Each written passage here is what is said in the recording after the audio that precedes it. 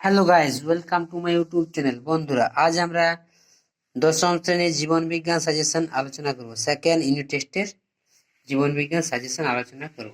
দেখো, প্রথমে আমরা লং কোশ্চেন থেকে শুরু করি। দ্বিতীয় অধ্যায়ের জনন থেকে দেখো, এখানে দেখো একটি কোশ্চেন আছে, জনুক্রম কাকে বলে, এর গুরুত্ব লেখো, এর উদাহরণ সাহায্যে জনুক্রম পদ্ধতিটি ব্যাখ্যা করো। এটা দেখো, মাধ্যমিকে 15, 11, 9, 7 এমনিভাবে পরিচিত। এটি একটি ইম্পর্টেন্ট কোয়েশ্চেন। এরপর দেখো, সংক্ষিপ্ত কোয়েশ্চেন হচ্ছে, অযৌন জননের সুবিধা অসুবিধাগুলি লেখো, জননের মুখ্য বৈশিষ্ট্য কি তা আলোচনা করো। এরপর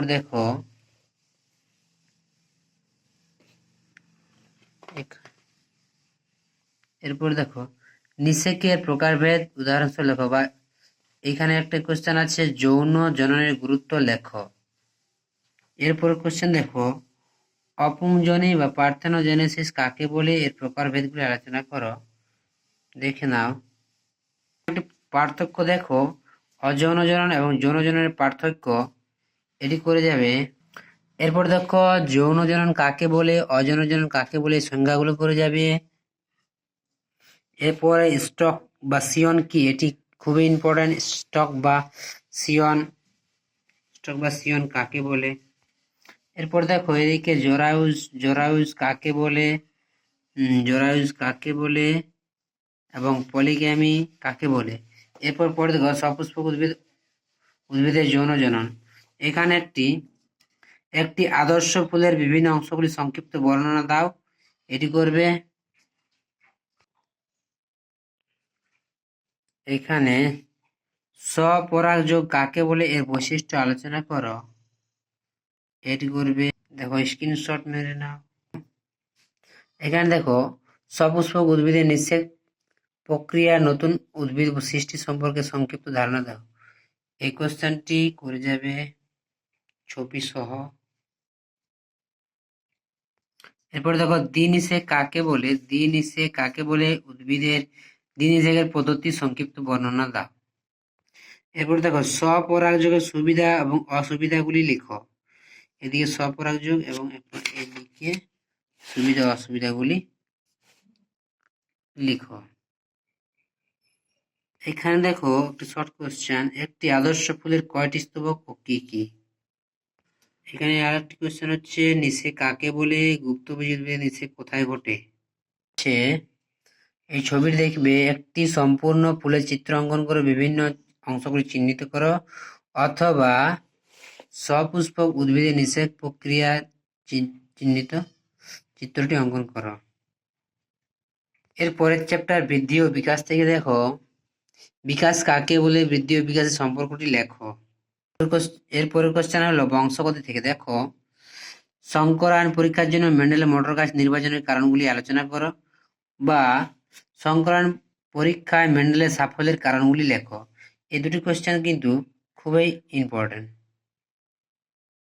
এখানে দেখো, দ্বিসংকর জনন কাকে বলে, মেন্ডেলের দ্বিসংকর জনন পরীক্ষা বর্ণনা দাও, এবং চেকার বোর্ডের সাহায্যে তার পরীক্ষার ফলাফলটি দেখাও। এরপর কোশ্চেন দেখো, মেন্ডেলের এক সংকর এবং দ্বিসংকর জনন পরীক্ষা থেকে কোন কোন সিদ্ধান্ত উপনীত হয়েছিল, সিদ্ধান্তগুলি সংক্ষিপ্ত বর্ণনা করো।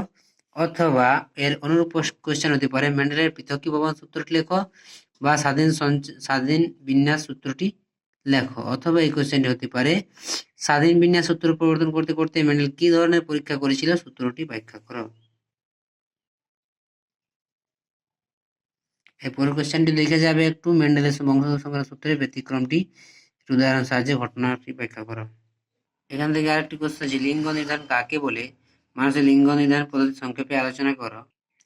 এখানে একটি ভেরি কোশ্চেন আছে, দেখো, মানুষের লিঙ্গ নির্ধারণে ওয়াই ক্রোমোজোমের ভূমিকা, অথবা মানুষের লিঙ্গ নির্ধারণে পিতার ভূমিকা কি তা লেখো। একটি পার্থক্য করে যাবে, ফিনোটাইপ এবং জিনোটাইপের পার্থক্য লেখো, অথবা এক সংকর জনন এবং দ্বিসংকর জননের পার্থক্যটি লেখো। এরপর দেখো, শর্ট কোশ্চেনে বিশুদ্ধ বৈশিষ্ট্য কাকে বলে এবং সংকর বৈশিষ্ট্য কাকে বলে। এরপর দেখো, অ্যালিল কি বা অ্যালিল কাকে বলে, উদাহরণ দাও। দেখো স্ত্রী দেহকে হোমোগ্যামেটিক লিঙ্গ বলা হয় কেন? এবার দেখো জিনগত রোগ থেকে থ্যালাসেমিয়া কাকে বলে, এর কারণ বা এর লক্ষণগুলি আলোচনা করো। এছাড়া হিমোফিলিয়া কি, হিমোফিলিয়া কয় প্রকার ও কি কি তা আলোচনা করো। দেখো হিমোফিলিয়া কি, কয় প্রকার। এরপর দেখো সিনড্রোম কি, সিনড্রোম কি বা সিনড্রোম কাকে বলে। থ্যালাসেমিয়া রোগে ঘন ঘন রক্ত বদলানোর জন্য মানুষের দেহে কি কি সমস্যা হতে পারে তা লেখো। তারপর দেখো অভিব্যক্তি, অভিব্যক্তি থেকে জৈব অভিব্যক্তি সপক্ষে ল্যামার্কের মতবাদ মূল বক্তব্য লেখো, অথবা অভিব্যক্ত বিবর্তন সম্পর্কে ল্যামার্কের মতবাদ সংক্ষেপে আলোচনা করো, বা জৈব বিবর্তন সপক্ষে ডারউইনের তত্ত্বাবলীর উদাহরণ দাও। এই কোশ্চেনগুলো দেখে যাবে। এরপর দেখো ঘোড়ার বিবর্তন ঘটিত প্রমাণের ক্ষেত্রে জীবাশ্মের গুরুত্ব আলোচনা করো। এখানে আরেকটি কোশ্চেন দেখো জৈব অভিব্যক্তি অঙ্গ সংস্থানগত প্রমাণ হিসেবে বিভিন্ন মেরুদণ্ডী প্রাণীগোষ্ঠীর হৃৎপিণ্ডের মৌলিক গঠন আলোচনা করো। দেখো গঠনটা দেখে নাও। এরপর দেখো ডারউইনবাদ বলতে কি বোঝো। এখানে দেখো অস্তিত্বের জন্য সংগ্রাম কাকে বলে, এর প্রকারভেদগুলি আলোচনা করো, এবং এদিকে দেখো ডারউইনের মতবাদের ত্রুটিগুলি আলোচনা করো। এখানে একটি কোশ্চেন দেখো প্রকরণ বা ভেদ কাকে বলে, উদাহরণ অনুকূল প্রকরণ ও প্রতিকূল প্রকরণ আলোচনা করো।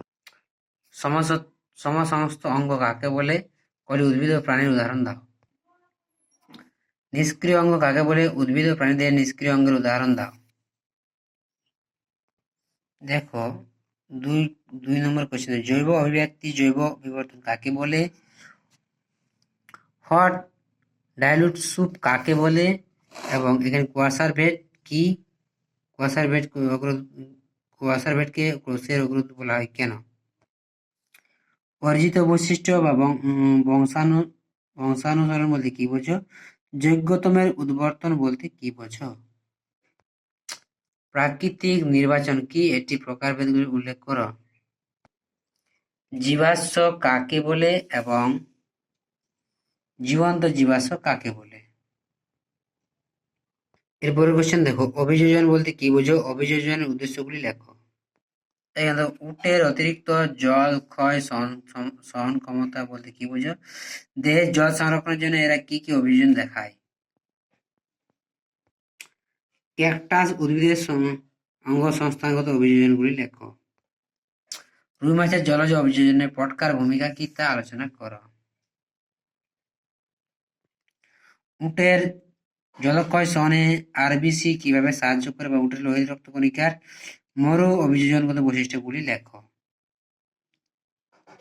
দেখো বৈশিষ্ট্যগুলি পাঁচটি বৈশিষ্ট্য। ক্যাকটাসের পাতার দুটি অভিযোজনগত বৈশিষ্ট্য লেখো। পায়রার খেচর অভিযোজনে বায়ুথলির ভূমিকা আলোচনা করো, বায়ুথলির ভূমিকা। এবং এদিকে দেখো শ্বাসমূল বা নিউমেটোফের কাকে বলে, এবং শ্বাসমূলের অভিযোজনগত গুরুত্ব লেখো। সুন্দরী গাছ কিভাবে তার দেহের অতিরিক্ত লবণ রেচিত করে, এবং ওয়াগটেল নৃত্য কাকে বলা হয়। লুকিং গ্লাস ট্রি কাকে বলে। তো বন্ধুরা এই ছিল দশম শ্রেণীর জীবন বিজ্ঞান দ্বিতীয় ইউনিট টেস্টের সাজেশন। যদি ভিডিওটি ভালো লাগে তো অবশ্যই লাইক শেয়ার কমেন্ট করে জানাবে, এবং ভিডিওটি ভালো লাগলে অবশ্যই চ্যানেলে একটা সাবস্ক্রাইব করে যাবে। ধন্যবাদ।